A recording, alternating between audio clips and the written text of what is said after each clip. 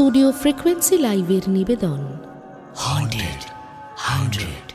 Haunted 100-এ আজ আপনাদের জন্য রয়েছে সাগর কুমার পাঠকের লেখা গল্প ভস্মাসুর রহস্য। গল্পের কাহিনী ও চরিত্র সম্পূর্ণ কাল্পনিক, বাস্তবের সঙ্গে এর কোনো রকম মিল একান্তই অনিচ্ছাকৃত এবং কাকতালীয়। লেখক সাগর কুমার পাঠক, জন্ম 1973 সালে। স্কুল জীবন থেকেই তার লেখালেখির অভ্যাস। শ্রীরামপুর কলেজ থেকে বিজ্ঞানে স্নাতক। প্রাথমিক বিদ্যালয়ে শিক্ষকতা দিয়ে কর্মজীবন শুরু করলেও বর্তমানে রাজ্য সরকারে কর্মরত। বেশ কয়েক বছর সোশ্যাল মিডিয়ায় লেখালেখি করলেও বর্তমানে তার লেখা বেশ কিছু গল্প ইউটিউবের বিভিন্ন চ্যানেলে জনপ্রিয়তা পেয়েছে। মূলত ভৌতিক গল্প লিখতে স্বচ্ছন্দ হলেও তন্ত্র, গোয়েন্দা ও মজার গল্প লিখতেও বেশ ভালোবাসেন।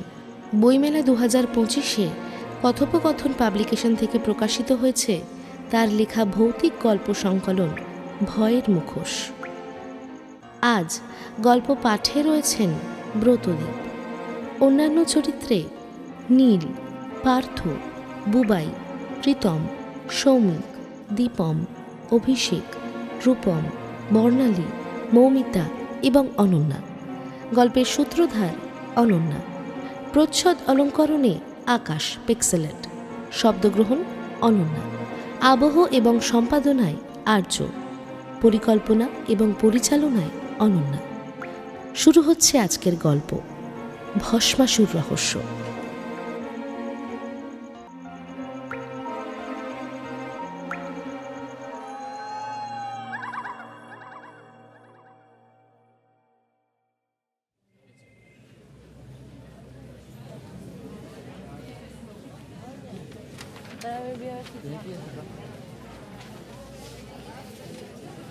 আহি এক মনে পুরনো কিছু মিসিং রিপোর্ট দেখছিল। এগুলো এখনও সলভ হয়নি। বিভিন্ন থানায় যেগুলো সার্কুলেট করা হয়েছিল, কিন্তু এখনও তাদের খবর পাওয়া যায়নি। তবে লালবাজারের কোনো কেস নেই। ইন্সপেক্টর পোস্টে প্রমোশনের পর এমনিতেই ওর কাজের চাপ বেড়েছে। ঘড়িতে দেখলো ইতিমধ্যেই ওর ডিউটি আওয়ার্স শেষ। তাই বাইকে বসে স্টার্ট দিয়ে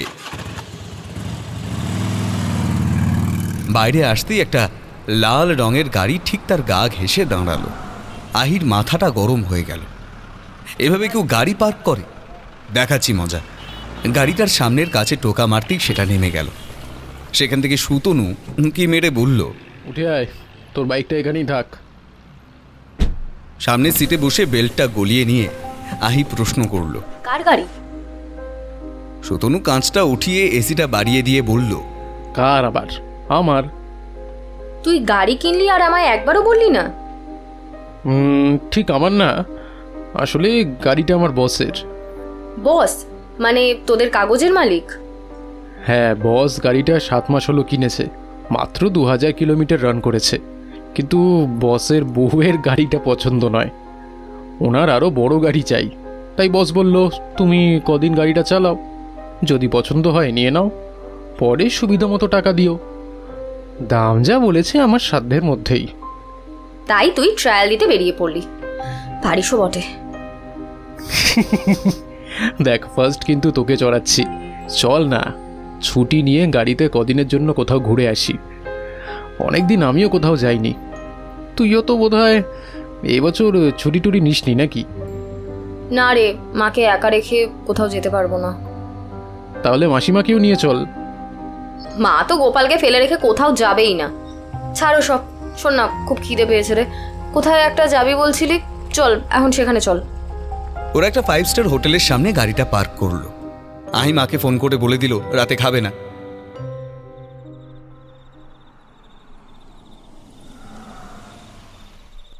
রাতে আহি বাড়িতে ঢুকে দেখল মায়ের মুখ থমথমে। আহি বলল, কি গো, খাওনি? বললাম না রাতে খেয়ে নিও। অনির অবস্থা খুব খারাপ, বোধহয় বাঁচবে না। অনেকগুলো ঘুমের ওষুধ একসাথে খেয়ে নিয়েছে। নার্সিংহোমে ভর্তি রয়েছে তো। টিয়া ফোন করেছিল একটু আগে। মাসি? সে কি? বলেই টিয়াকে ফোন করলো। আহিদি, মায়ের অবস্থা খুব খারাপ রে। একবার বড় মাসিকে নিয়ে পারলে চলে আয়, না হলে মাকে হয়তো আর দেখতে পাবি না। সে কি? কি করে হলো?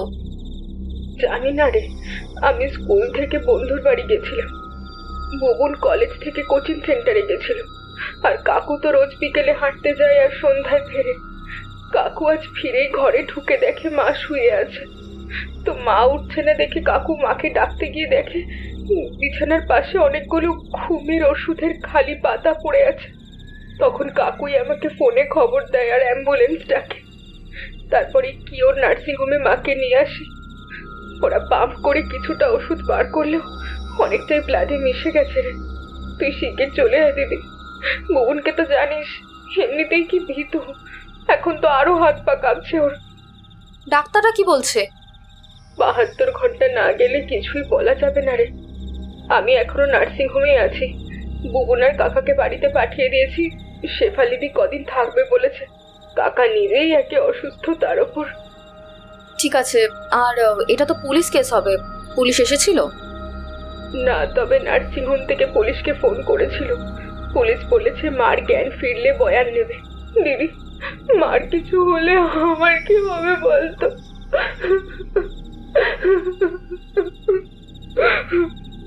বলেই ফোনের ওপারে আবারও কান্নায় ভেঙে পড়ে টিয়া। আহি একটু চুপ থেকে বলে, চিন্তা করিস না, মাসি ভালো হয়ে যাবে দেখিস। আমি কাল সকালে মাকে নিয়ে আসছি, একটা ঘর একটু রেডি করে রাখিস। হ্যাঁ, আমার সঙ্গে সুতনুও আসবে। সুতনুদা মানে ওই তো রিপোর্টার বন্ধু? হ্যাঁ, এখন রাখছি, সুতনুকে ফোন করতে হবে। তুমি খেয়ে নাও, আর তোমার আর আমার ব্যাগটাও গুছিয়ে নাও। কাল সকালে আমরা সুন্দরগড় যাচ্ছি সুতনুর গাড়িতে। আর হ্যাঁ, তোমার গোপালকেও সঙ্গে নিয়ে নিও, দরকারে কদিন থাকতে হতে পারে। বলে সুতনুকে ফোনে সবটা সংক্ষেপে বুঝিয়ে বলে। সুতনু শুধু বলে, দাঁড়া, বসকে বলে 2 দিনের জন্য ছুটি স্যাংশন করিয়ে নি। আজই সন্ধ্যাবেলা বললাম, আর রাতেই তুই ফোন করলি। হ্যাঁ ঠিক আছে, কালকে সকালে ঠিক 6টায় গাড়ি নিয়ে আসছি একেবারে। ঠিক সকাল 6টায় সুতনু গাড়ি নিয়ে হাজির।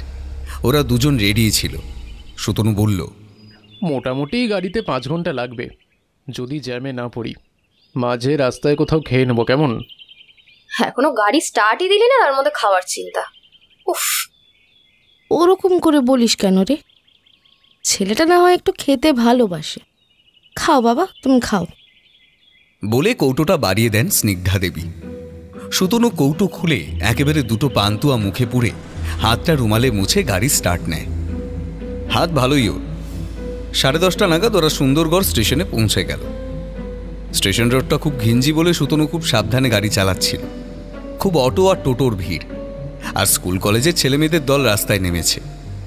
এমন সময় একটা বাইকে 2টো ছেলে দ্রুত গতিতে এসে স্কুল পড়ুয়া মেয়েদের দলটার মধ্য দিয়ে সজোরে চালিয়ে বেরিয়ে গেল। বাইকের আয়নার ধাক্কায় একটা মেয়ে মুখ থুবড়ে মাটিতে পড়ে গেল। তার বন্ধুরা তাকে মাটি থেকে তুলল। শাড়ি ধুলো মাখা, কনুই থেকে রক্ত পড়ছে। আহি চোয়ালটা শক্ত করে বলল, কুইক, শয়তানগুলোকে ফলো কর। সুতনু তার ছোটবেলার বন্ধুকে খুব ভালো করেই চেনে, তাই কথা না বাড়িয়ে সে গিয়ার চেঞ্জ করল। রাস্তাটা একটু এগিয়ে একটা চওড়া রাস্তায় পড়েছে। বাইকটা সেই রাস্তায় সশব্দে গর্জন করে এগিয়ে চলেছে। সুতনু চওড়া রাস্তায় এসে অ্যাক্সিলারেটরে চাপ দিল। ছেলে দুটো এবার বাইক কিছুটা স্লো করে হ্যান্ডেল বেঁকিয়ে কায়দা করে যাচ্ছে। ওদের ওভারটেক করে বাইকের সামনে আড়াআড়ি দাঁড় করা। ছেলে দুটো গাড়িটাকে সামনে হঠাৎ দাঁড়িয়ে পড়তে দেখে সজোরে ব্রেক কষল। আহি দরজা খুলে লাফ দিয়ে ছেলে দুটোর সামনে এসে দাঁড়ালো। যে বাইক চালাচ্ছিল সে এবার মুখ ঢাকা হেলমেটটা খুলল। চোয়ারে লম্বা টাইপের মুখ, বাদামি আর সোনালি রঙের রং করা চুল, মুখে হিংস্র ভাব। ছেলেটি রোগা তবে বেশ লম্বা। পেছনের ছেলেটা বেঁটে গাট্টা গোট্টা চেহারা, মাথার চুল প্রায় ন্যাড়া করে কাটা। লম্বা ছেলেটা বলল, এটা কি হলো? রাস্তার মাঝখানে হঠাৎ এভাবে গাড়ি দাঁড় করে দিলি কেন? একটু আগে তোরাই বা কি করলি? মেয়েটাকে ধাক্কা মেরে ফেলে দিলি কেন? ইতিমধ্যে সুতনুও গাড়ি থেকে নেমে এসেছে। গাড়ির মধ্যে সুনিতা দেবী গোপালকে বুকে আঁকড়ে ধরে ঠাকুরকে স্মরণ করছেন। তার ডান পিঠে মেয়েকে নিয়ে এর আগেও এরকম অভিজ্ঞতা হয়েছে, তবে তার চিন্তা মেয়েকে নিয়ে নয়, ছেলে দুটোকে নিয়ে। বেটে ছেলেটা বলল, রাস্তা দিয়ে গেলে একটু ধাক্কা লাগতেই পারে, আর তা দিয়ে এত চেল্লামিল্লির কি আছে? হ্যাঁ, ছেলেটা মুখ খোলার সঙ্গে সঙ্গেই ভক করে মদের গন্ধ নাকে এসে লাগলো। আহি দাঁতে দাঁত চেপে বলল, তোদের দুজনকে যদি এখন ঠাস ঠাস করে চড়িয়ে এই কথাগুলো বলি তাহলে তোদের কেমন লাগবে? ভ্যাঙাটা একটা ছুরি বার করে। আমরাও যদি এটা টেনে নিয়ে বলি বলি আঁক করে একটা শব্দ করে মাটিতে বসে পড়ল, কারণ আহির পাটা একটু আগেই তার দু পায়ের ফাঁকে মোক্ষম জায়গায় আঘাত করেছে। আহি লাফ দিয়ে এবার তার ছুরি ধরা হাতটা মোচকে ঘুরিয়ে দিতেই সে বাবারে বলে ছুরিটা ফেলে দিল। বেটেটা সেটা কুড়োবার চেষ্টা করতেই আহি ছুরিটাকে পা দিয়ে লাথি মেরে সুতনুর দিকে সরিয়ে দিল। সুতনু সেটা দ্রুত কুড়িয়ে নিল। বেটেটা এবার টুলতে টুলতে আহির দিকে এগিয়ে আসতেই আহি তার নাক লক্ষ্য করে সপাটে ঘুষি চালালো। সে নাক ধরে ধপাস করে বসে পড়ল। সেখান থেকে গলগল করে রক্ত পড়ছে। আহি এবার তার গালে মারল সপাটে চড়। সে ছিটকে গিয়ে পড়ল ধুলোয়। লম্বাটা এবার কাঁদো কাঁদো স্বরে বলল, আর মারবেন না দিদি, আর মারবেন না, আমরা ভুল স্বীকার করছি দিদি, মারবেন না। দিদি? হ্যাঁ দিদি কি রে? তোদের মতো ভাই থাকলে না চাপকে সিধে করে দিতাম। Madam madam madam madam madam ঠিক আছে ম্যাডাম, আপনি আমাদের আর মারবেন না, পুলিশে দিন। বেটেটা কাতর স্বরে বলল। লম্বাটা বলল, হ্যাঁ, আইন নিজের হাতে তুলে নেবেন না, পুলিশকে বলুন, তারাই যা করার করবে সব। ঠিক কথা, ওদের লোকাল থানায় নিয়ে চল। এই তোমরা দুজন বাইকে থানায় চলো, আমরা তোমাদের পেছন পেছন আসছি। কোনো রকম বেগরবাই করলেই কিন্তু। না না, আমরা থানায় যাচ্ছি। চলুন sir, I am extremely sorry madam. বলে লম্বাটা খোঁড়াতে খোঁড়াতে বাইকে উঠল। পেছনে নাক চেপে বেটেটা। আহি ক্রুদ্ধ মুখে সুতনুর পাশে বসে সিট বেল্ট লাগিয়ে নিল। স্নিগ্ধা দেবী বললেন, এতটা না মারলেও পারতিস। থানায় ঢুকেই ছেলে দুটোর শারীরিক ভাষা পাল্টে গেল। এতক্ষণ যারা ভিজে বেড়াল ছিল তারাই এবার হম্বিতম্বি করতে লাগলো। সুতনুকে মায়ের সঙ্গে গাড়িতে বসিয়ে আহি একা থানায় ঢুকেছে। আহি থানায় ঢুকতেই লম্বা ছেলেটা বলল, দাদা, এই মেয়েটা আমায় কিন্তু মেরেছে। ছি ছি ছি, বেটা ছেলে হয়ে মেয়ে ছেলের হাতে মার খেয়ে আবার থানায় কমপ্লেন করতে এসেছিস? হ্যাঁ, কানুদা জানতে পারলে না পেছনে লাথি মেরে তোদের দল থেকে তাড়িয়ে দেবে।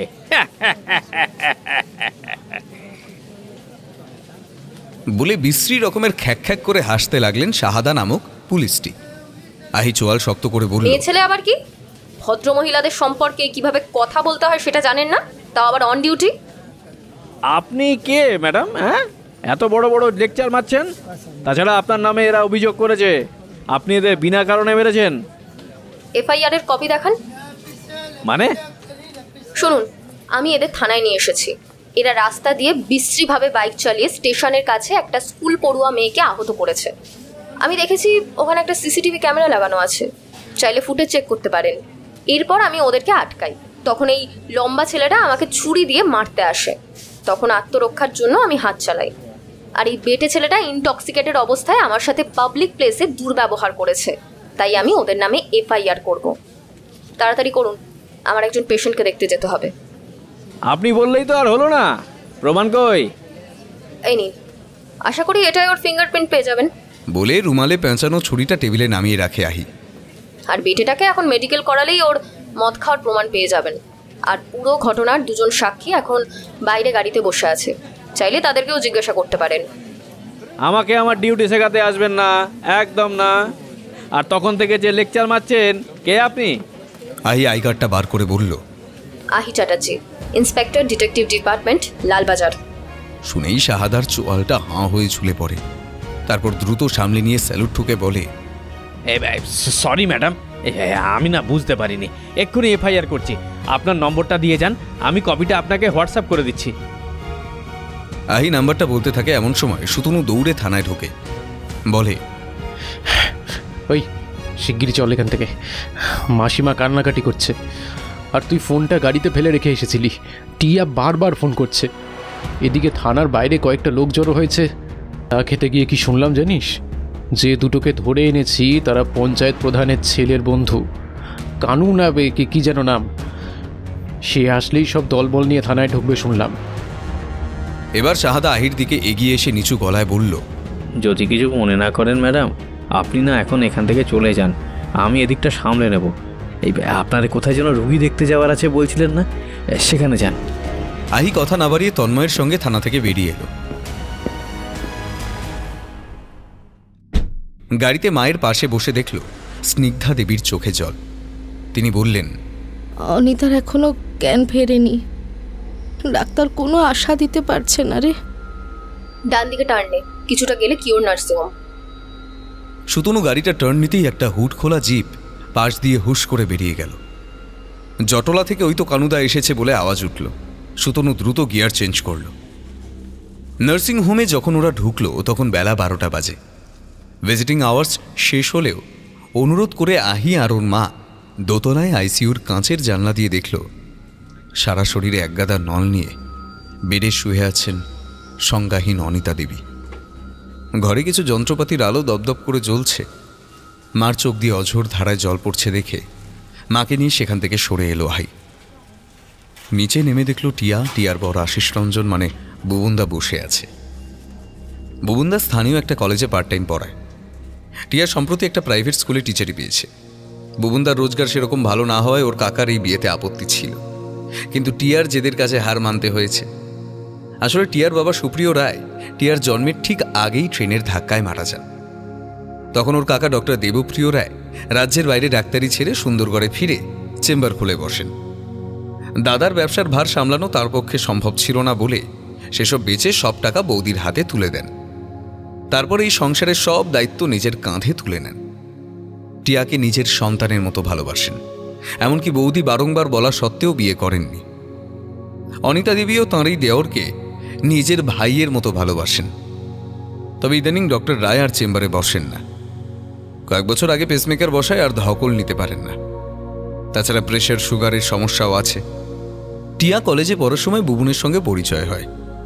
আশিস রঞ্জন মানে বুবুন ছাত্রীকে বিয়ের প্রস্তাব নিয়ে আসলে ডক্টর রায় পত্রপাঠ না করে দেন, কারণ পাত্রের রোজগার ভালো নয়। তিনি ভেবেছিলেন কন্যাসম ভাইজির বিয়ে তিনি মহা ধুমধাম করে কোনো বড়লোক পাত্রের সঙ্গে দেবেন। টিয়া এই সময় স্কুলে চাকরিতে জয়েন করে জানায় বুবুনের সঙ্গে বিয়ে না দিলে সে নিজেই তার সঙ্গে বিয়ে করে সুন্দরগড়ে ঘর ভাড়া নিয়ে থাকবে।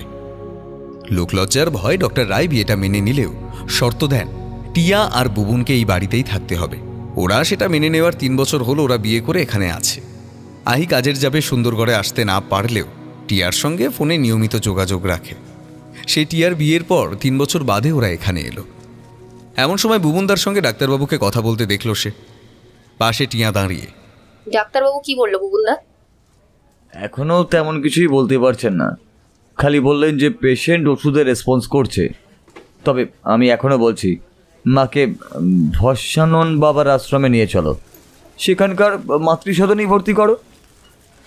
ডক্টর রায় বিরক্তি প্রকাশ করে বললে, তোমাকে আগেই বলেছি আমার সামনে তুমি ভণ্ড বাবার নাম করবে না। আর মাতৃসদনে পেশেন্টের ডেলিভারি হয়।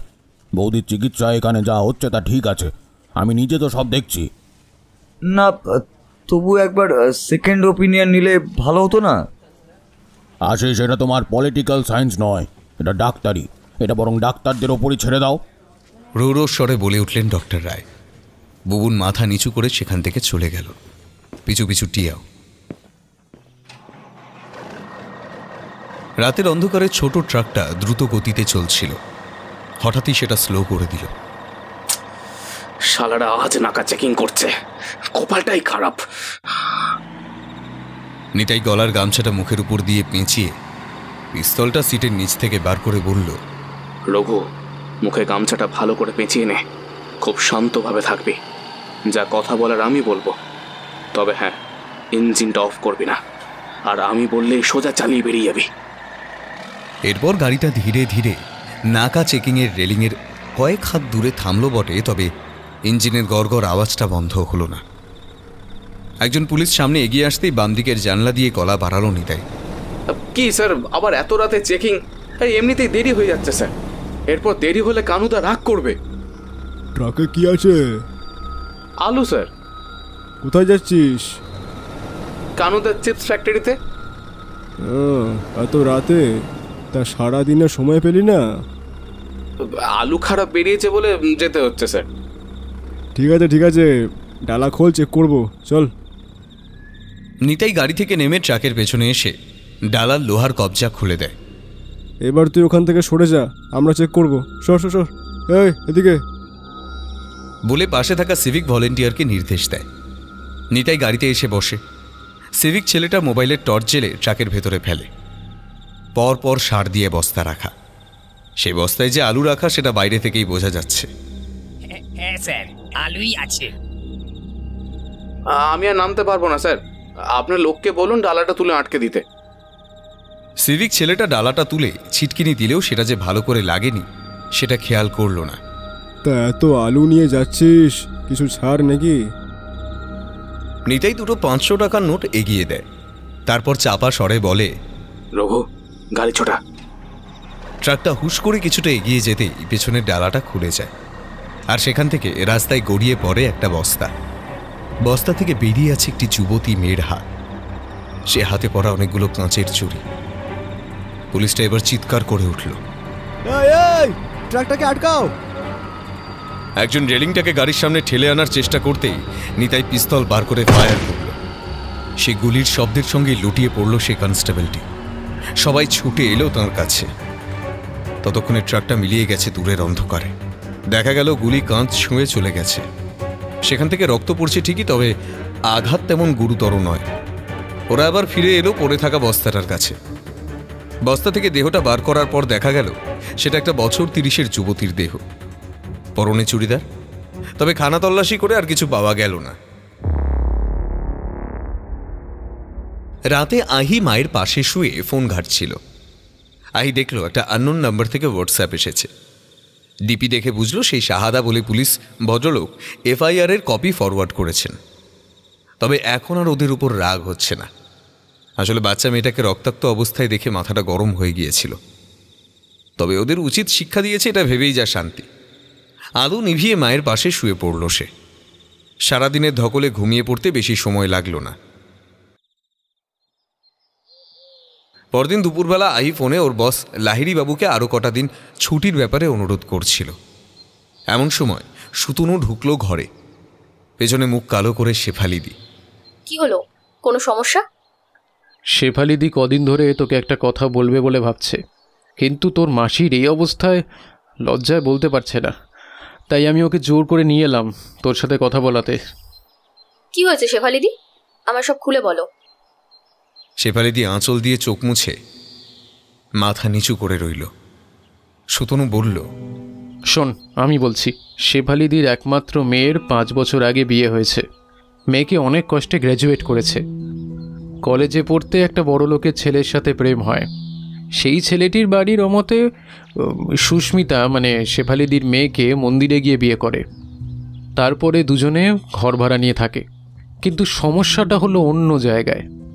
এখন দুজনের বনিবনা হচ্ছে না, প্রতিদিন ঝগড়াঝাটি। এমনকি ছেলেটা সুস্মিতাকে প্রচণ্ড মারধর করে বাড়ি থেকে বের করে দিয়েছে। ঝামেলা কি নিয়ে? ওই সুস্মিতার বাচ্চা হচ্ছে না বলেই যত ঝামেলা। রনি মানে সুস্মিতার বর ওকে ডাক্তারের কাছে নিয়ে যায়। অনেক পরীক্ষা নিরীক্ষা চিকিৎসার পরে তারা জানিয়েছে সুস্মিতা কোনোদিন মা হতে পারবে না। সেটা শুনেই ওর বর ওকে মেরে তাড়িয়ে দিয়েছে। রনি এবার বাবা মার কাছে ফিরে যাবে, সেখানে আবারও বিয়ে করে বংশে প্রদীপ জ্বালাবে সে। এটাই তার প্ল্যান। স্নিগ্ধা দেবী বললেন, শেফালি, তুমি থানায় যাওনি? গেছিলাম বর্দি। থানার বড়বাবু অনেক টাকা খেয়েছে ওই রনির কাছে। আমাদের একেবারে কুকুরের মতো দূর দূর করে তাড়িয়ে দিয়েছে। শেফালিদি, তুমি কি থানায় অভিযোগ করবে? তাহলে আজ বিকেলেই তোমার মেয়েকে আর তোমায় নিয়ে থানায় যাব। সেটা আর সম্ভব নয়। কেন? শেফালিদির মেয়েকে আজকে প্রায় 15 দিন হলো পাওয়া যাচ্ছে না। সে কি, সেটা আগে বলবে তো। সুস্মি 15 দিন আগে আমার ঘাড়ে বসে খাবে না বলে ব্যাগ গুছিয়ে বেরিয়ে যায়। বলে নিজের যোগ্যতায় চাকরি করে সে খাবে আর ঘর ভাড়া নিয়ে থাকবে। আসলে আমি সেদিন বলেছিলাম স্বামীর সাথে মানিয়ে নিয়ে থাকতে, তাতেই ওর রাগ হয়ে যায়। তারপর আর ফোন করোনি মেয়েকে? করেছিলাম, ফোন বন্ধ। জামাইয়ের কাছে যাওনি? সে তো নিজের বাড়ি ফিরে গেছে। শেফালিদিকে দারোয়ান ঢুকতেই দেয়নি। পাড়ার লোক বলছে যে রনির নাকি আবার বিয়ে দেওয়ার জোগাড় যন্ত্র চলছে। ওর বাপের বিয়ে দেবো এবার। আর তুই এত খবর পেলি কি করে? ভুলে যাস না আমি একজন ক্রাইম রিপোর্টার। হ্যাঁ, আজ বিকেলে আমি তোমায় নিয়ে থানায় যাব, দেখি কেমন কমপ্লেন না নেয়। আর অবশ্যই তোমার মেয়ের একটা ছবি নিয়ে আসবে। মাথা নেড়ে বেরিয়ে যায় শেফালি দিদি। থানায় ঢুকে একজন কনস্টেবলকে আহি প্রশ্ন করল, শাহবাবু আছেন? আসুন, আমার সাথে আসুন। বলেই সে ছুটল ভেতরে। তার গতিপথ ধরে দুজনে থানার ভেতরের দিকে গেল। সুইং ডোর ঠেলে ভেতরে ঢুকে দেখল সে কনস্টেবল শাহবাবুর কানে কানে কি যেন বলছে। ওদের দেখেই তিনি চেয়ারে সোজা হয়ে বসে বললেন, বসুন ম্যাডাম, বসুন। বলুন কি করতে পারি আপনার জন্য? আমার জন্য কিছু করতে হবে না। এনার মেয়ে আজ 15 দিন ধরে নিখোঁজ, তাই মিসিং কমপ্লেন করতে এসেছেন। সে কি, 15 দিন ধরে নিখোঁজ? এতদিন আসেননি কেন? ভয় আসেননি, যদি আপনি আবার তাড়িয়ে দেন। খোঁচাটা হজম করে শাহবাবু অমায়িক হেসে বললেন, আপনাকে আর নতুন করে কি বলবো ম্যাডাম, সবই তো জানেন। আজকাল স্বামী স্ত্রীর মধ্যে সামান্য ঝগড়া হলেই বউরা থানায় চলে আসে স্বামীর নামে কমপ্লেন করতে, তাই আর কি। আহি কড়া করে একটা উত্তর দিতে যাচ্ছিল, এমন সময় শেফালিদি ব্যাগ থেকে একটা ছবি বার করলেন। সদ্য বিয়ের পর মন্দিরের সামনে তোলা সুস্মিতা আর রনির ছবি, দুজনের গলায় মালা। শাহবাবু মোবাইলে ছবিটা তুলে নিয়ে বলল, ঠিক আছে ঠিক আছে, আমি দেখছি। এখন একটা মিসিং ডায়েরি করে নিচ্ছি, আর ছেলেটার উপর নজর রাখার জন্য একজন কনস্টেবলকে পোস্টিং করে দিচ্ছি। আপনি কোনো চিন্তা করবেন না ম্যাডাম, কালপ্রিট ছাড়া পাবে না। হ্যাঁ, আর নতুন কিছু খবর পেলেই আমি নিজে আপনাকে ফোনে জানাবো। এমন সময় ওনার সামনে টেলিফোনটা বেজে উঠল। শাহবাবু ফোনটা তুলে একটু চুপ করে থেকে বললেন, হ্যাঁ বলছি। কি, পেশেন্টের জ্ঞান ফিরেছে? কথা বলার মতো অবস্থায় আছে বলছেন? ঠিক আছে, আমরা কিছুক্ষণের মধ্যেই কিওরে আসছি। বলে ফোনটা রেখে দিলেন তিনি। ফোনটা কি কিওর নার্সিংহোম থেকে এসেছিল? যে পেশেন্টের জ্ঞান ফিরেছে তিনি কি আইসিইউতে ভর্তি অনিতা রায়? হ্যাঁ, কিন্তু আপনি জানলেন কি করে? উনি আমার মাসি, আমি ওনাকে দেখতেই এখানে এসেছি। কিছু মনে করবেন না, আমাদের এখন বেরোতে হবে, চলুন। হাসপাতালে ঢুকে আহি দেখল সবাই উপস্থিত, এমনকি আহির মায়ের সঙ্গে ডক্টর রায়ও অসুস্থ শরীরে চলে এসেছেন। কিন্তু এতজনকে একসঙ্গে যেতে দেবে না বলে একমাত্র টিয়া ভেতরে গেছে। এরপর বাকিরা একে একে যাবে। বুবুন ছাইয়ের একটা ছোট্ট পাউচ দেখালো, বলল, এটা আমি আমার মায়ের কপালে লাগিয়ে দেব। হ্যাঁ, মা আজ প্রায় 30 বছর বাবার ভক্ত। আমরা দুজনে একসাথেই বাবার কাছে দীক্ষা নিয়েছি। বাবা আজ প্রায় 30 বছর ধরে আশ্রম চালাচ্ছেন। তার সাথে ওর আশ্রমেই একটা ছোট হাসপাতালও আছে, সেখানে সাধারণ কিছু রোগের চিকিৎসাও হয়। আর মাতৃসদনে সন্তান সম্ভবা মায়েদের সন্তান প্রসবনও করা হয়। কিন্তু পুরো ব্যাপারটাই হয় নিখরচায়। বাবা কারোর থেকেই কিছু চান না, ভক্তরা খুশি হয়ে যা দেন তাতেই তিনি খুশি। তবে দেশ বিদেশ থেকে বহু ভক্ত এই তাকে টাকা পাঠায়। বাবার ভস্যের অদ্ভুত ক্ষমতা। প্রতি অমাবস্যা বাবা যজ্ঞে বসেন। সারা রাত ধরে চলা সেই যজ্ঞের পর সেই পবিত্র ছাই বাবা বিলিয়ে দেন ভক্তদেরকে। সেই ছাই লাগালে তার মনস্কামনা পূর্ণ হবেই হবে। তবে কারোর ক্ষতি করতে চাইলে কিন্তু হিতে বিপরীত হবে। বাবা সত্যি ভালো লোক। আসলে জানোই তো, টিয়ার বাচ্চা হওয়া নিয়ে একটা সমস্যা আছে। আমি টিয়াকে বাবার মাতৃসদনে দেখাতে গিয়েছিলাম। সেখানে গিয়ে ওনার আশ্রমের কর্মকাণ্ড দেখে অবাক হয়ে গেছি। আমরা এখন প্রতি শনিবার বিকেলে বাবার আশ্রমে যাই। বাবাও টিয়াকে খুব ভালোবাসেন, বলেছেন সব সমস্যা দূর হয়ে যাবে। তবে কাকু এই নিয়ে অসন্তুষ্ট, তাই বাড়িতে এ নিয়ে আর কিছুই বলি না। শুধু মাই একমাত্র সব জানে। আহি দেখল ডক্টর রায়ের সঙ্গে শাহবাবু কথা বলছেন। সে ওদিকে এগিয়ে গেল। শুনতে পেল ডক্টর রায় বলছেন, ঠিকই বলেছেন অফিসার, আমারই ভুল। বৌদি বেশ কদিন ধরে রাতে ঘুম হচ্ছে না বলে আমায় ওষুধ দিতে বলছিল। আমারও মাঝে মাঝে খেতে হয় বলে 2-1 পাতা ঘরে রেখে দিই। কটা ওষুধ পড়েছিল বলে খেতে দিয়েছিলাম। তাতে তো এত বাড়াবাড়ি হওয়া সম্ভব নয়। ঠিকই বলেছেন। কদিন বাদে বৌদি বলে এই ওষুধটা খেয়ে ভালো ঘুম হচ্ছে, তাই আমায় প্রেসক্রিপশন করে এই ওষুধটা লিখে দিতে বলে। আমি তখন প্রেসক্রিপশন করে 1 মাসের ওষুধ লিখে দিই। 30টা ওষুধের এত মারাত্মক প্রভাব? আমি 7-8টা ওষুধের খালি মোড়ক পেয়েছি। সেগুলো আমি নার্সিংহোমে জমাও করেছি। এত ওষুধ উনি কোথায় পেলেন? সেটা তো বলতে পারবো না। ঠিক আছে, এখন আমরা ওনার সঙ্গে কথা বলবো, আপনারা বাইরে অপেক্ষা করুন। এমন সময় ডাক্তারবাবু বেরিয়ে এলেন। পুলিশ দেখে বললেন, ও, আপনারা আজকেই চলে এসেছেন।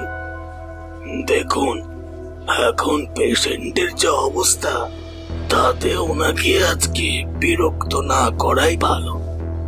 তাছাড়া ওনাকে দেখে আমার যা মনে হলো, তাতে মনে হয় উনি এখনই মুখ খুলবেন না।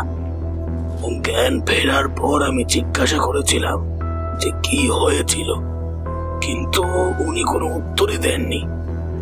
ওনাকে দেখে আমার আরেকটা জিনিস মনে হয়েছে, উনি আবার সুইসাইড অ্যাটেম্প করতে পারেন।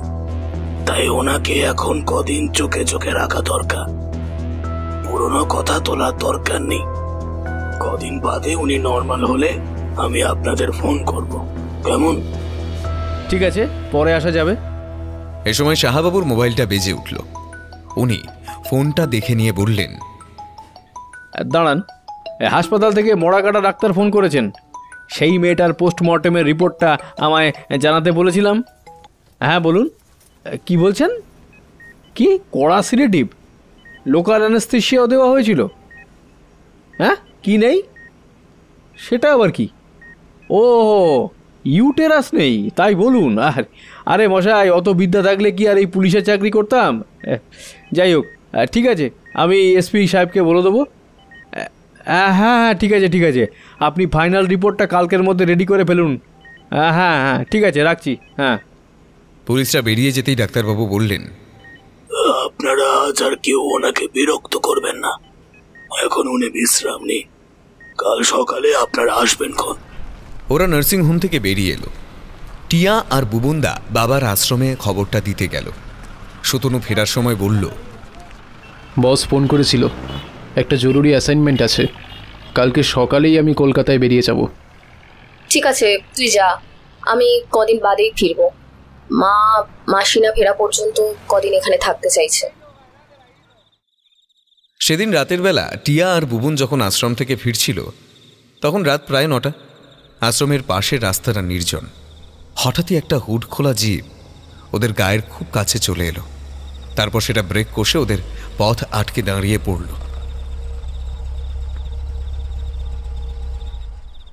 কানুদা বলেই সে পাশ কাটিয়ে বেরিয়ে যাওয়ার চেষ্টা করল। বুবুন দেখল গাড়িতে কানু ছাড়াও একটা লম্বা আর বেটে লোক বসে। কানু বলল, এই যে দিদিমণি, শুনলাম কলকাতা থেকে তোমার পুলিশ দিদি এসেছে, তাকে একটু সাবধান করে দিও, দিনকাল তো ভালো নয়। সঙ্গে লোকগুলো বিশ্রীভাবে হাসতে লাগলো। তোমরাও সাবধানে থেকো কানুদা, দিনকাল এখন পাল্টে গেছে, বলা যায় না কে কখন মারধর খেয়ে যায়।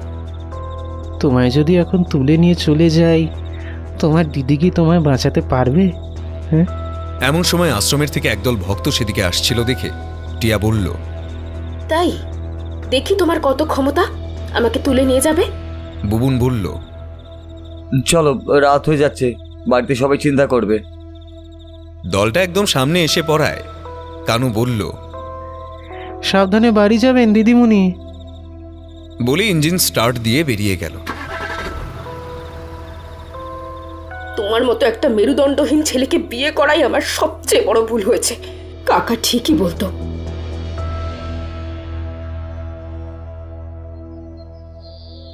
পরদিন বিকেলে আহি থানায় যেতেই সাহাবাবু বললেন, ভালোই হয়েছে আপনি এসেছেন, আপনাকে ফোন করতাম।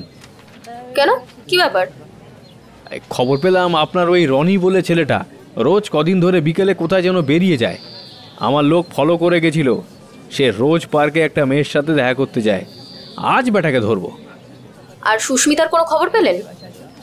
সে একটা বস্তিতে ভাড়া গেছিল 15 দিন আগে, কিন্তু 4 দিন হলো সেখানেও তালা দেওয়া, অথচ কেউ তাকে জিনিসপত্র নিয়ে বেরোতে দেখেনি। আপনার কাছে কানুর ব্যাপারে খোঁজ করতে এলাম, দরকার আছে। ম্যাডাম, আপনি বরং আমার সাথে চলুন, যেতে যেতে কথা হবে। চলুন, আমিও সেই বান্দাকে দেখতে চাই। রাস্তায় যেতে যেতে সাহাবাবুর মুখে আহি শুনল কানুর আসল নাম কানাই সাহা। স্থানীয় পঞ্চায়েত প্রধান বলরাম সাহার ছেলে।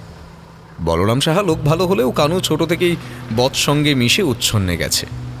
বাবা তাকে শোধরানোর চেষ্টা করলেও সামলাতে পারেননি।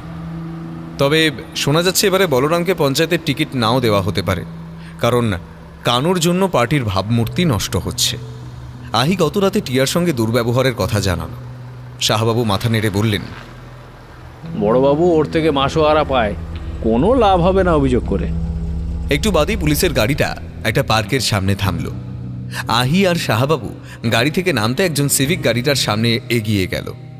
বলল, স্যার ওরা পার্কের ওই কোণাটাই বসেছে। পার্কের কোণে রনি একজন যুবতী মহিলার সঙ্গে গল্প করছে হাত ধরে। আহি আর শাহবাবু তাদের সামনে দাঁড়াতেই রনি থতমত খেয়ে বেঞ্চি ছেড়ে উঠে দাঁড়ালো। শাহবাবু বললেন, আপনি রনি মজুমদার তো? হ্যাঁ, কিন্তু কেন? আপনার স্ত্রী সুস্মিতা মজুমদার এখন কোথায়? সে আমি কি করে বলবো? আর আপনারাই বা কারা? আপনাদের এত কথার উত্তরই বা আমি দিতে যাব কেন? হ্যাঁ? আহি তার আই কার্ড দেখাতে রনির মুখটা চুন হয়ে গেল। তারপর বলল, সুস্মিতা 15 দিন আগে আমার সাথে খুব ঝগড়া করে বাড়ি ছেড়ে চলে গেছে। তারপর থেকে আমি ওর কোনো খবর রাখিনি। মেয়েটা চলে গেছে না প্রচন্ড মারধর করে তাকে বাড়ি থেকে তাড়িয়ে দিয়েছেন? কি নিয়ে ঝামেলা আপনাদের মধ্যে? যে মেয়ে কোনোদিনই মা হতে পারবে না তাকে নিয়ে আমি ঘর করতে পারবো না। চিকিৎসা করাননি কেন আপনার স্ত্রীকে? আমার এত পয়সা নেই ফালতু খরচ করার মতো। বলতেই আহি বলল, আপনাকে না আমার ঠাস ঠাস করে চড়াতে ইচ্ছে করছে। যখন মেয়েটাকে ভালোবেসে বাবা মার বিরুদ্ধে গিয়ে মন্দিরে বিয়ে করলেন তখন এসব ভাবেননি? এখন মেয়েটাকে তাড়িয়ে নতুন করে বাবা মার সুপুত্র হয়ে আবার বিয়ে করবেন ভাবছেন? আমার কাছে ওই বিয়ের কোনো মূল্যই নেই। রনি এ কথা বলতেই শাহবাবু রনির গালে একটা সপাটে চড় মেরে বললেন, তোর বউ নিখোঁজ হওয়ার পেছনে তোর হাত থাকলেও থাকতে পারে। যদি প্রমাণ পাই মেয়েটাকে তুই কিছু করেছিস তাহলে তোর কি অবস্থা করি সেটা দেখিস। হ্যাঁ। রনির সঙ্গে যে মেয়েটি ছিল সে এবার উঠে দাঁড়িয়ে বলল, তোমাকে বিয়ে করা আমার পক্ষে সম্ভব নয়, আমি চললাম, আর আমায় ফোন করবে না। বলে মেয়েটা হন হন করে বেরিয়ে গেল। আহি আর শাহবাবু পার্ক থেকে বেরিয়ে এলেন। আপনার আবার কি হলো? রনিকে চড়িয়ে দিলেন? আসলে ম্যাডাম, আমার নিজেরও না কলেজে পড়া একটা মেয়ে আছে, তাই বাঁদরটার কথা শুনে ওই নিজেকে সামলাতে পারিনি ম্যাডাম। I am sorry. ও ভালো কথা। সেদিন হাসপাতালে ফোনে পোস্টমর্টমের ব্যাপারে কি বলছিলেন? আর বলবেন না, কদিন আগে রাতে নাকা চেকিংয়ের সময় একটা ট্রাকের থেকে একটা বস্তা পড়ে যায়। বস্তায় একটা মেয়ের লাশ ছিল। পোস্টমর্টমে দেখা যায় মেয়েটার ইউটেরাসটা নেই। সে কি? মেয়েটার পরিচয় জানা গেছে? না, তবে জানার চেষ্টা চলছে। একজন ইনফর্মার বলেছিল মেয়েটাকে নাকি ও ভস্মানন বাবার আশ্রমে যেতে আসতে দেখেছে। আপনাদের এই বাবার আশ্রমে যাওয়ার ইচ্ছে আছে একদিন। যেতেই পারেন। বাবা খুব ভালো মানুষ, অনেক গরিবের উপকার টুপকার করেন। রাতে মায়ের কাছে শুনল মাসি ভস্মানন বাবাকে একবার দেখতে চেয়েছে। বুবুন্দা বাবাকে রাজি করিয়েছেন। একদিন সকালে বাবা নার্সিংহোমে আসবেন। ডক্টর রায় নাকি এই নিয়ে রাগারাগি করেছেন। তাঁর একদম ইচ্ছা নয় বৌদির এই অবস্থায় বাবা আসুক। আহি খাওয়ার পর টিয়াদের ঘরে গেল। আহিকে দেখে টিয়া বিছানায় উঠে বসে বলল, আয় দিদি। মাসিকে কেমন দেখলি? আজকে একটু ভালো আছে রে, তবে মাঝে মাঝেই বলছে আমি আর বাঁচতে চাই না। আমি মায়ের জন্য 24 ঘন্টা আয়ারও ব্যবস্থা করেছি। কবে ছাড়বে কিছু বলেছে? এই তো আর 2-3 দিন বাদেই ছেড়ে দেবে। তবে মাকে এখন খুব চোখে চোখে রাখতে হবে রে। আর মাকে এই সুইসাইডাল বিহেভিয়ারের জন্য কাউন্সেলিংও করাতে হবে। ওরাই ডাক্তারের নাম ঠিকানা সব দিয়ে দেবে বলেছে। এ সময় শেফালিদি ঘরে এসে আহির সামনে দাঁড়ালো। আহি বলল, আজকে তোমার জামাইকে ধরেছিলাম, বেটা খুব ধুরন্ধর, তবে শাহবাবু করকে দিয়েছে বেটাকে। আর তোমার মেয়েরও খোঁজ চালাচ্ছি। চিন্তা করো না, পুলিশ তোমার মেয়েকে ঠিক খুঁজে বার করবে। সে তুমি বলে দিয়েছিলে তাই, না হলে গরিবের কথা কেউ শোনে না। বলে চোখের জল মুছল শেফালিদি। ঠিক আছে, তুমি এত কান্নাকাটি করো না, তুমি কেঁদো না, সব ঠিক হয়ে যাবে। তবে মা বাড়িতে আসলে তুমি কিন্তু সব সময় মাকে চোখে চোখে রাখবে। তোমার মায়ের এই অবস্থার জন্য আমি দায়ী। দিদি যখন আমায় ওষুধ আনতে দেয় তখন আমি প্রথমে 3 পাতা ওষুধ এনে দিই। তখন ডাক্তার বাবুর দেওয়া পাতাটা থেকেই দিদি ওষুধ খাচ্ছিল। তারপর দিদি বলে, তুই আমায় 1 মাসের ওষুধ তুলে দে, তোকে বারবার আর জ্বালাবো না। আমি তখন আমাদের পাড়ার দোকান থেকে আরো 4 পাতা ওষুধ এনে দিই। আমার পাড়ার চেনা দোকান বলে আমায় ওষুধগুলো দিয়ে দেয়। তখন যদি জানতাম। আহি ফোনটা বাজতেই দেখলো শাহবাবুর ফোন। ম্যাডাম, সুস্মিতা যেখানে ভাড়া থাকতো সেখানে গিয়ে জানলাম ও এখানে ঘর ভাড়া নিয়ে কাজের সন্ধান করেছিল। তারপর রঘু বলে একটা ছেলে ওকে কাজের সন্ধান দেয়। সেখানে কয়েকদিন কাজে গিয়ে ও যাওয়া বন্ধ করে দেয়। রঘু পরে ওর কাছে আসলেও ও আর তাকে পাত্তা দেয়নি। তখন ও ভস্মানন বাবার আশ্রমে যাওয়া শুরু করেছিল। বাবা নাকি ওকে ভালো একটা কাজের সন্ধান দিয়েছিল। আপনি কি করে জানলেন এই কথা? ওর পাশের ঘরে যে মেয়েটি থাকতো সেই বলেছে। রঘু ওকেও কাজে লাগিয়েছিল। কি কাজ? আয়ার কাজ, বৃদ্ধ ও অসুস্থ লোকেদের দেখাশোনা করা। ও, তবে সেই মেয়েটি আরো বেশি রোজগার করতে চাইছিল। বুঝলাম। এই বাবার আশ্রমে একবার যেতেই হবে। ঠিক আছে, কাল সকাল 10টায় আসুন। পরদিন সকালে আহি থানায় ঢুকতেই শাহবাবু বললেন, আপনার বোনের কেসটা শুনলাম, আর ওই নিখোঁজ মেয়েটার কেসে রঘুকে তুলেছি, চলুন দেখবেন। আহি দেখল একজন এসআই রঘুকে একটা চেয়ারে বসিয়ে জিজ্ঞাসাবাদ করছেন। এ বেটা কানুর লোক, কানু আয়া সেন্টার চালায়, বিভিন্ন জায়গায় মেয়েদের কাজে লাগায়। এ হলো এজেন্ট। স্যার, সেদিন যে ট্রাক থেকে মেয়েটার লাশ পড়ে গেছিল, সেদিন ওই রঘুর মতো দেখতে একটা লোক গাড়ি চালাচ্ছিল। তুমি কনফার্ম? পুরোপুরি নয়, রাতের অন্ধকারে মুখে গামছা পেঁচানো ছিল তো। শুধু এইটুকু দিয়ে ওকে অ্যারেস্ট করা যাবে না। ওকে এখন ছেড়ে দিয়ে ওর ওপর নজর রাখুন। হ্যাঁ, ঠিক বলেছেন ম্যাডাম। রঘুকে ছেড়ে দেওয়া হলো। আহিরা থানা থেকে বেরোতে যাবে তখনই শাহবাবুর মোবাইল বেজে উঠল। উনি ফোন ধরে বললেন, সে কি, কোথায়? আমরা আসছি, ঠিক আছে, আমি দেখছি বলে ফোনটা কেটে গেল। ম্যাডাম, একটা খারাপ খবর আছে। সুস্মিতার বডি পাওয়া গেছে একটা খালের পাড়ে। বলে তিনি ফোনে একটা ছবি দেখালেন। একটা মেয়ের মৃতদেহ, অর্ধেকটা খালের জলে ভাসছে, ঊর্ধ্বাংশ ডাঙায়, তবে মুখটা চেনা যাচ্ছে। শেফালিদির মেয়ে। আহি বলল, আমিও আপনাদের সাথে স্পটে যাব। স্পটে গিয়ে দেখলো লোকজনের ভিড়ে জায়গাটা ভরে আছে। পুলিশ লাশ নিয়ে পোস্টমর্টমে পাঠিয়ে দিল।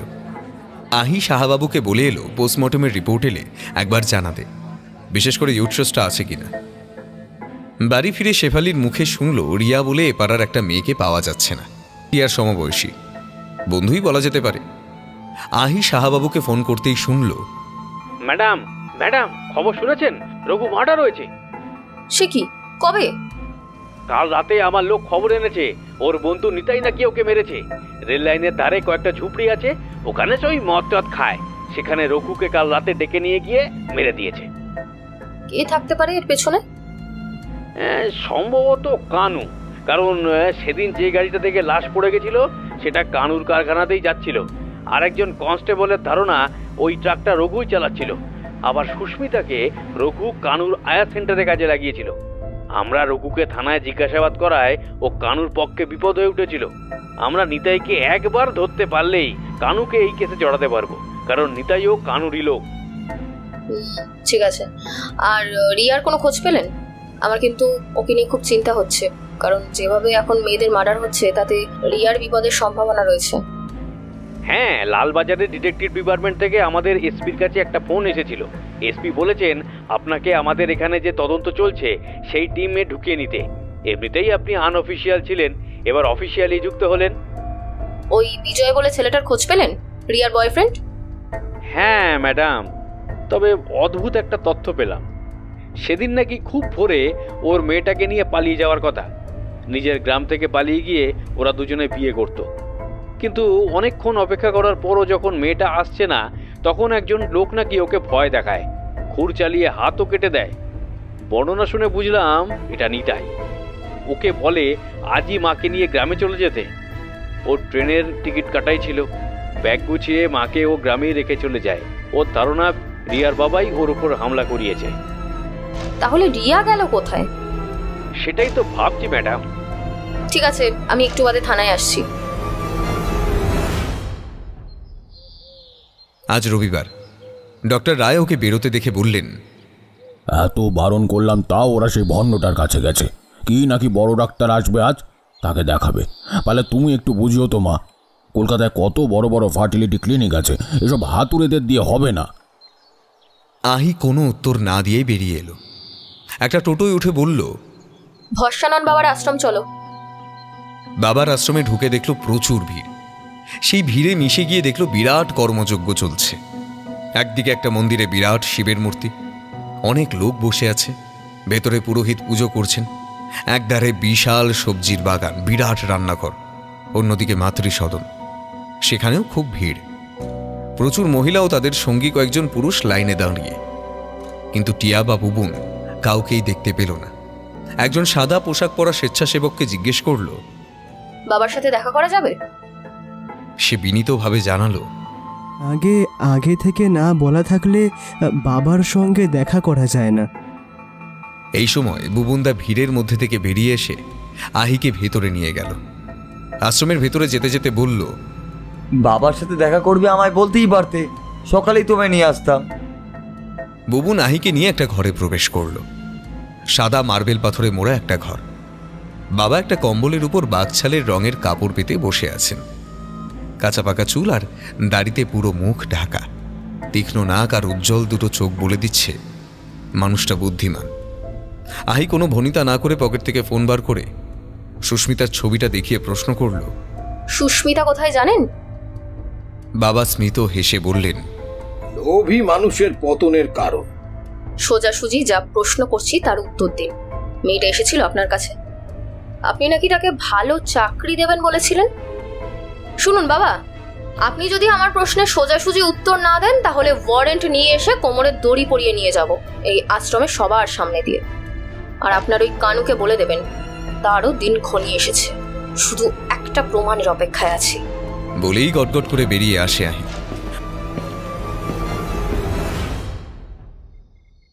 সন্ধ্যাবেলা স্নিগ্ধা দেবী বললেন, সারাদিন কোথায় ছিলিস বলতো? তুই কি এখানে এসেও ডিউটি করছিস নাকি? কোথায় গেছিলি?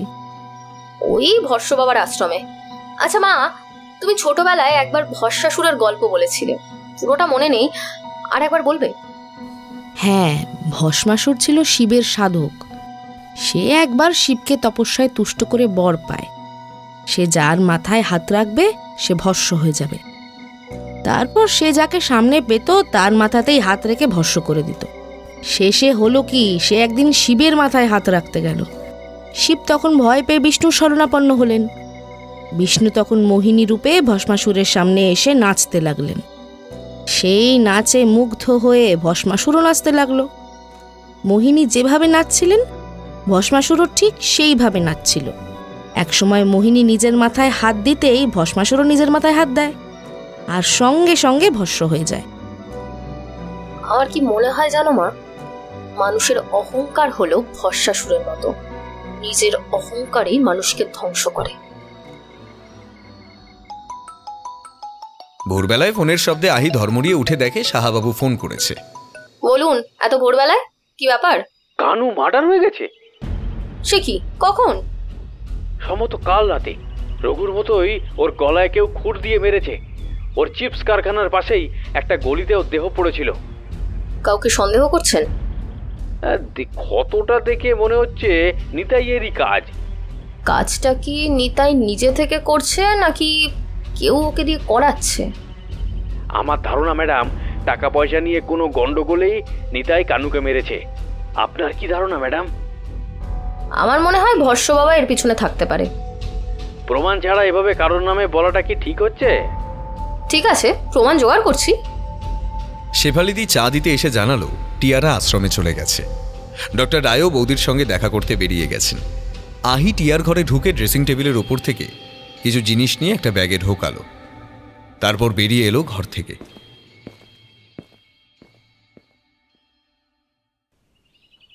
এক গ্রাম্য মহিলা সকাল থেকে ভস্মানন বাবার সঙ্গে দেখা করার জন্য অপেক্ষা করছেন। পরনে লাল তাঁতের শাড়ি, কপালে ও সিঁথিতে চওড়া সিঁদুর, হাতে শাঁখা পলা, ঠোঁটে মোটা করে লাল লিপস্টিক, তবে দাঁত দুটো বেশ উঁচু। মাথায় ঘোমটার নিচে বড় খোপা, নাকের উপর মোটা ফ্রেমের চশমা। একজন স্বেচ্ছাসেবককে দেখে সে কাঁদো কাঁদো স্বরে বলল, আমার আমার খুব বিপদ, আমাকে বাবার কাছে নিয়ে চলুন, না হলে আমার স্বামী বাঁচবে না। স্বেচ্ছাসেবকটি মোবাইলে চাপা স্বরে কিছু কথা বলে ওকে নিয়ে ভেতরে গেল। সেই ঘরে গিয়ে বাবার পায়ের সামনে শুয়ে পড়ে সেই গ্রাম্য মহিলা বলল, বাবা বাবা আমার খুব বিপদ, বাবা আমায় বাঁচান। কি হয়েছে মা? আমার স্বামী মৃত্যু সজ্জায়, এখনই তার হার্টের অপারেশন করাতে 10 লাখ টাকার দরকার, না হলে তাকে বাঁচাতে পারবো না। আমার স্বামীর কিছু হলে আমার 2টো বাচ্চা নিয়ে পথে বসতে হবে বাবা। আমি শুনেছি আপনি অনেক হতভাগীকে উদ্ধার করেছেন, আপনি যা বলবেন আমি তাতেই রাজি, শুধু আমার স্বামীকে বাঁচাবার ব্যবস্থা করে দিন বাবা। বাবা ঘন্টা বাজাতেই আর একজন স্বেচ্ছাসেবক হাজির হলো। বাবা বলল, আশিসকে ডাকো তো একবার, আর তাকে ভোলে বাবার বিশেষ প্রসাদী শরবত নিয়ে আসতে বলো।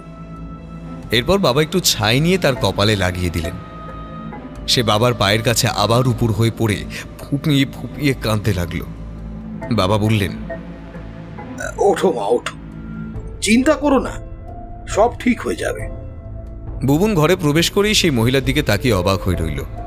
বাবা বললেন, দেখো আশিস, বাবা ভোলানাথ তোমার সমস্যা দূর করে দিয়েছেন। শোনো মা, তোমার স্বামীর চিকিৎসার সব ভার তোমার এই ভাই নেবে। তোমায় শুধু একটা কাজ করতে হবে, 2 দিন এখানে থাকতে হবে।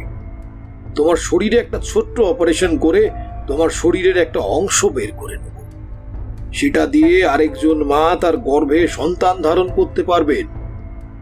তোমার স্বামীর চিকিৎসার সব দায়িত্ব আমাদের। আশিস, তুমি তোমার বোনকে শরবতটা দাও। বুবুন শরবতটা ওর দিকে বাড়িয়ে দিল। বউটি সেটা হাত বাড়িয়ে ধরতে গেল, কিন্তু বুবুনের হাত ফসকে পেতলের গ্লাসটা মাটিতে পড়ে সব শরবত মাটিতে পড়ে গেল। কিছু মনে করবেন না, আমি শরবতটা আবার নিয়ে আসছি বলে ঘর থেকে বেরিয়ে গেল। ঠিক আছে ঠিক আছে, ততক্ষণ তুমি প্রসাদ খাও। তিনি 2টো সন্দেশ ওর হাতে দিলেন। বউটি সেই সন্দেশ 2টো খেল। তারপরই বুবুন শরবত নিয়ে আসার পর সেটা পান করল। একটু পরেই ওর ঝিমুনি আসতে লাগলো। কিছুক্ষণের মধ্যেই মাটিতে লুটিয়ে পড়ল সে।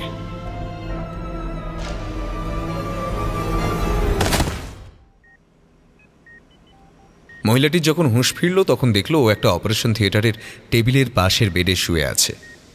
অচেতন হয়ে শুয়ে থাকার ভঙ্গিতেই চোখের পাতা 2টো ফাঁক করে দেখল পাশেই একটা বেডে আরেকজন শুয়ে আছে। ওদের শাড়ি পাল্টে হাসপাতালের পোশাক পরানো হয়েছে। একজন ছেলে আর একজন মেয়ে নার্স ওর দিকে পেছন ফিরে কথা বলাবলি করছে। ছেলেটাকে চিনতে পারল, সেই স্বেচ্ছাসেবকটা। ও আবার চোখ বুঝল। আরে অ্যানাস্থেশিয়ার ডোজটা কমা, বাবা ওকে 2টো স্পেশাল সন্দেশ খাইয়েছে, তাছাড়া শরবতও খাওয়ানো হয়েছে, আর লোকাল দিলেই হবে। পুরো অজ্ঞান করতে গেলে সেই মেয়েটার মতো টেবিলেই মরে যাবে, তখন শেষে আবার একটা ওই কেলো কেস হবে। শুনেছি ওই মেয়েটার বডি পুলিশ পেয়ে গেছে। হ্যাঁ, আর তারপর ওই মেয়েটা, ওই যার অপারেশনটা ক্যান্সেল হয়ে গেল, সেও তো নাকি শুনেছি মারা গিয়েছে, আর পুলিশ নাকি তার বডিও পেয়ে গিয়েছে। কে মারলো বলো তো? এই চুপ কর, ডাক্তারবাবু আসছে। এই সময় অ্যাপ্রন পরে মাথায় ক্যাপ ও মুখে মাস্ক পরা অবস্থায় একজন ডাক্তার ঘরে প্রবেশ করল। গ্লাভস পরতে পরতে তিনি বললেন, সব রেডি? হ্যাঁ স্যার, ডোনারকে রেডি করে দিয়েছি। ভেরি গুড, তাহলে শুরু করা যাক। গলাটা শুনে মহিলাটি চমকে গেল। ডক্টর রায়। সেবার লাফ দিয়ে বেড থেকে নেমে ট্রে থেকে একটা স্ক্যালপেল তুলে ডক্টর রায়ের গলার কাছে ধরল। আপনার খেলা শেষ কাকু। ডক্টর রায় চোখের ইশারা করতেই সেই ছেলেটা এগিয়ে আসলো, তার হাতে একটা পিস্তল। সে এগিয়ে এসে পিস্তলটা মহিলাটির সামনে নাচিয়ে বলল, এবার তোর খেলা শেষ। হঠাৎ বুবুন দরজা ঠেলে ঘরে ঢুকতে ঢুকতে বলল, কাকু আমি বলছিলাম কি। বলেই সে স্থির হয়ে দাঁড়িয়ে গেল। পিস্তল হাতে ছেলেটা সেকেন্ডের ভগ্নাংশের জন্য অন্যমনস্ক হতেই বউটা এক ঝটকায় তার হাতে ধারালো স্ক্যালপেলটা নিয়ে আঘাত করতেই পিস্তলটা মাটিতে পড়ে গেল। ছেলেটা রক্তাক্ত হাতটা অন্য হাতে চেপে ধরল। মহিলাটি তাকে শটান একটা লাথি চালাতেই সে মাটিতে পড়ে গেল। মেয়ে নার্সটা পালাবার চেষ্টা করতেই আহির ল্যাং মেরে তাকেও ধরাশায়ী করল। এদিকে ডক্টর রায় মাটিতে পড়ে থাকা পিস্তলটা কুড়োবার চেষ্টা করতেই বুবুন তাঁকে ধাক্কা মেরে ঝাঁপিয়ে পড়ে পিস্তলটা তুলে নিল। তারপর সেটা মহিলাটির হাতে তুলে দিল। বুবুনদা, তুমি টিয়ার জ্ঞান ফেরানোর ব্যবস্থা করো আর আমার ফোনটা এনে দাও। ঠিক আছে আহি। বলে বুবুন দৌড়ে ঘর থেকে বেরিয়ে আহির মোবাইলটা এনে দিল। তারপর জলের বোতল থেকে জল এনে ওর পাশের বেডে শুয়ে থাকা টিয়ার মুখে ছেটাতে লাগলো। এই সময় পুলিশের দল হুড়মুড়িয়ে ঢুকলো ঘরে। শাহাবাবু ভরসানন বাবাকে ধরে আছেন। আশ্রমের আরও অনেকে পুলিশের দলের হাতে গ্রেফতার হয়েছে। আহি বলল, রায় কোথায়? বাবা আঙুল দিয়ে ডক্টর রায়কে দেখিয়ে দিলেন। মেয়েটাকে কোথায় লুকিয়ে রেখেছেন?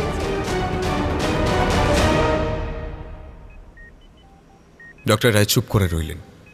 স্বেচ্ছাসেবক ছেলেটা বলল, আমার সাথে আসুন, আমি দেখিয়ে দিচ্ছি। আমি আপনাদের সমস্ত রকম হেল্প করব, কিন্তু আমার শাস্তি যাতে একটু কম হয় সেটা একটু দেখবেন কাইন্ডলি। ওর সঙ্গে পুরো দলটা চলল। হাসপাতালের পেছনের দিকের জেনারেটর ঘরের তালা খুলে রায়কে উদ্ধার করা হলো। তাকেও কড়া ঘুমের ওষুধ দেওয়া হয়েছিল। সবাইকে নিয়ে আশ্রমের হল ঘরে আসা হলো। শাহাবাবু বললেন, ঠিক আছে, হ্যাঁ, আপনি আমায় লোকেশনটা শেয়ার করে বেশ বুদ্ধিমানের কাজ করেছেন। তবে একা এইভাবে ছদ্মবেশে এখানে আসা আপনার মোটেই ঠিক হয়নি ম্যাডাম। আরে ও হলো সাক্ষাৎ রণচণ্ডী, ওর ক্ষতি করে কার সাধ্য? হ্যাঁ, সুতনুর গলা শুনে আহি অবাক হয়ে গেল। তুই কবে এলি আর এখানে এলি কিভাবে? আরে কাল থেকে মনটা খুব কু ডাকছিল, তাই ভোরবেলা গাড়ি নিয়ে বেরিয়ে তোর মায়ের কাছে শুনলাম যে তুই নাকি শাড়ি টাড়ি নিয়ে বেরিয়েছিস। বুঝলাম অ্যাকশনে গেছিস। তারপরে থানায় গিয়ে শুনলাম পুরো ফোর্স নাকি আশ্রমের উদ্দেশ্যে বেরিয়ে গেছে, তাই আমিও চলে এলাম। শাহাবাবু বললেন, নিতাই কাল রাতে ধরা পড়েছে। প্রথমে কিছুতেই তো কবুল করছিল না, তারপর 3rd ডিগ্রি দিতেই সব বাপ বাপ বলে স্বীকার করলো। তবে ওর বস হিসাবে যার নাম বলল শুনে না বিশ্বাস হয়নি। আপনি হাতে নাতে ধরলেন বলেই বিশ্বাসটা হলো। বুবুন টিয়াকে নিয়ে ঘরে প্রবেশ করল। তার চোখে তখনও ঘুম। টিয়া, আজ বুবুনদা যা সাহস দেখিয়েছে তাতে আমিও একেবারে অবাক হয়ে গেছি। আমায় চিনতে পেরে প্রথমে ওষুধ মেশানো শরবত ফেলে দিয়ে পরে অন্য শরবতটা দেয়, যেটাই ঘুমের ওষুধ ছিল না। পরে ডাক্তার কাকুর সাথে লড়াই করে পিস্তল ছিনিয়ে নেয়। সত্যি আমি অবাক হয়ে গেছি। তুমি আমায় কিভাবে চিনলে বুবুনদা? শাড়িটা দেখে, কারণ শাড়িটা আমি গতকালই টিয়ার জন্য কিনে এনেছিলাম। নিকাম্মা কোথাকার, ওর ভালো করতে চাইলাম, শেষে আমার পিঠে ছুরি মারলো। ডক্টর রায় গর্জে উঠলেন, তুমি আর পিঠে ছুরি মারার কথা বলো না। তুমি আমার আর অনিতার সঙ্গে যা করেছো, ঈশ্বর কোনোদিনই তোমায় ক্ষমা করবে না। বেশ করেছি, আমার দাদার মৃত্যুর প্রতিশোধ নিয়েছি। বেটা দুশ্চরিত্র ভণ্ড সাধু বাবা সেজে বসেছে। আমার দাদা তোর জন্য আত্মহত্যা করেছে। আমি তো সারা জীবন সেই জন্য তার প্রায়শ্চিত্ত করছি। কি হয়েছে পুরোটা খুলে বলুন। অনেকটা বুঝতে পারলেও কিছুটা আরো বুঝতে বাকি আছে। আহি বলল। বাবা বলা শুরু করল,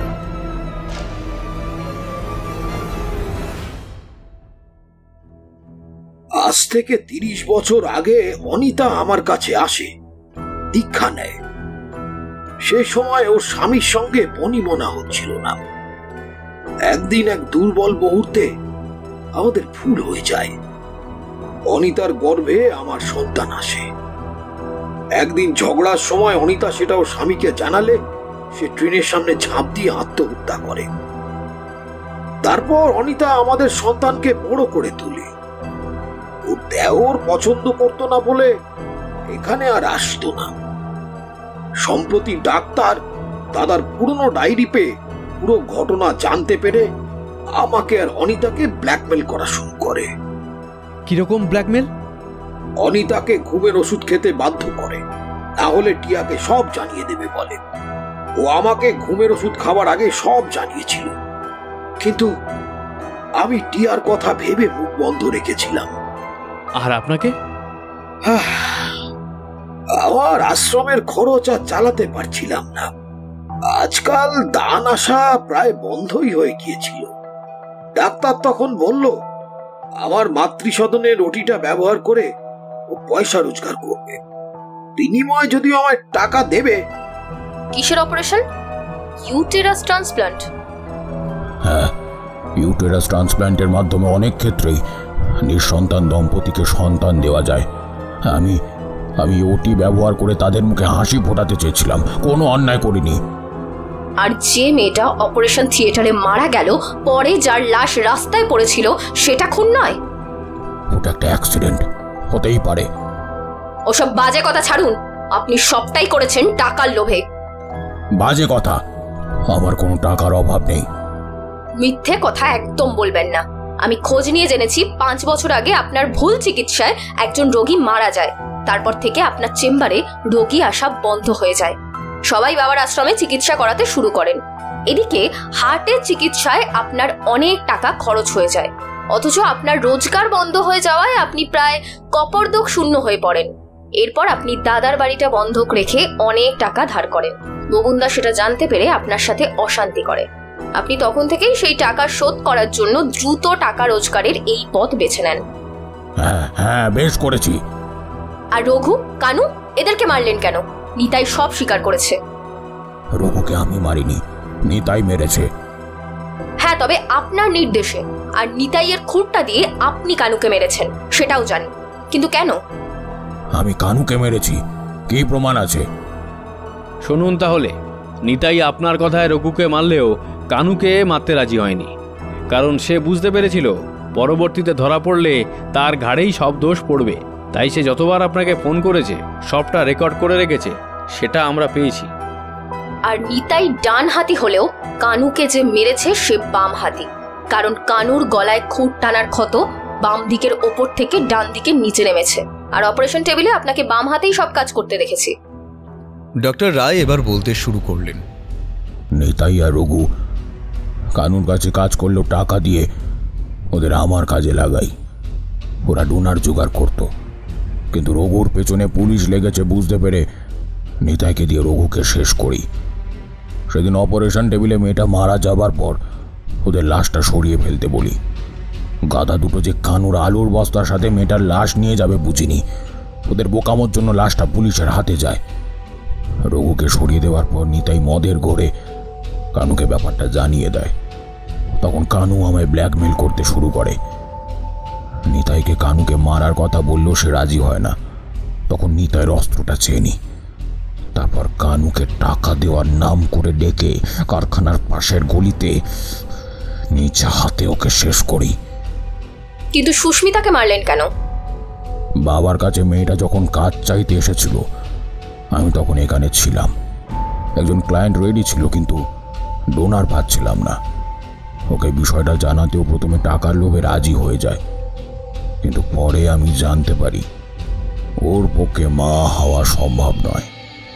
কিন্তু মেয়েটা ততদিনে আমার এই বিষয়টা জেনে ফেলেছে। তাই রঘু আর নিতাইকে দিয়ে ওকে পৃথিবী থেকে সরিয়ে দিই। আর রায়কে কিডন্যাপ করলেন কেন? ওই ভণ্ড বাবার অনুরোধে টিয়া মা হতে পারছিল না বলে আমায় ওর জন্য ডোনারের ব্যবস্থা করতে বলে। ও কোনো পয়সা নেবে না, উল্টে বুবুনকে রাজি করায় ডোনারকে 10 লাখ টাকা দেওয়ার জন্য। এদিকে আমি ডোনার পাচ্ছি না। একদিন রাতে রায়কে ফোনে কথা বলতে শুনি। কথা শুনে বুঝতে পারি রায় পরদিন ভোরবেলা ছেলেটার সাথে পালাবে। আমি রঘু আর নিতাইকে দিয়ে ছেলেটাকে মেরে ভয় দেখিয়ে গ্রামের বাড়ি পাঠিয়ে দিই আর রায়কে এখানে এনে আটকে রাখি, কারণ জানতাম সব দোষ ওর বাবার ঘাড়ে পড়বে। এদিকে বুবুন রায়কে দেখে বেঁকে বসে।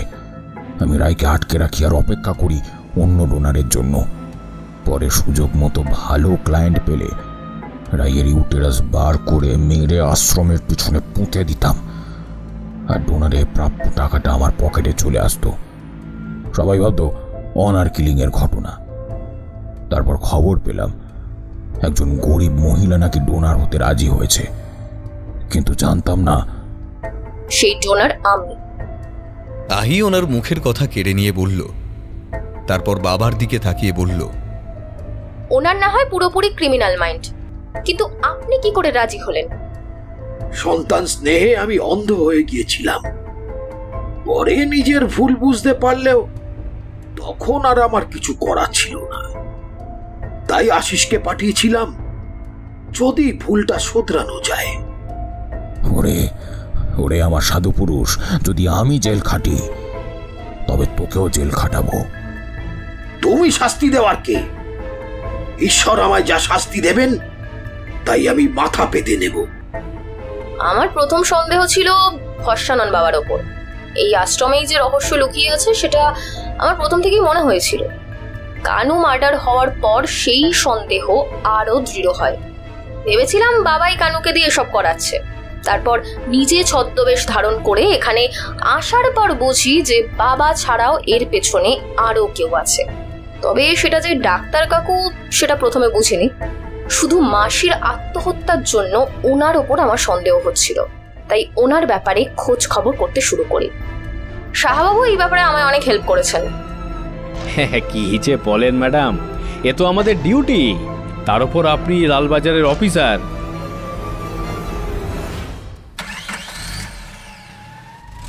পুলিশের দলটা বেরিয়ে যায় সবাইকে গ্রেফতার করে।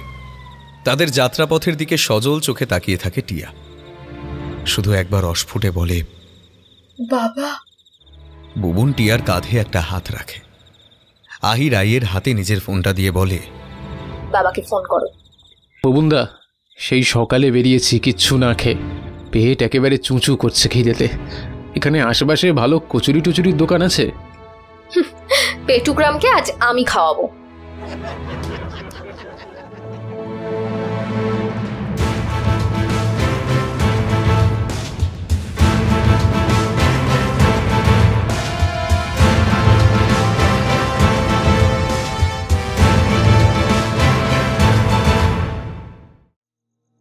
এতক্ষণ শুনছিলেন সাগর কুমার পাঠকের লেখা গল্প ভস্মাসুর রহস্য। গল্পটি কেমন লাগলো অবশ্যই আমাদের কমেন্ট বক্সে জানান।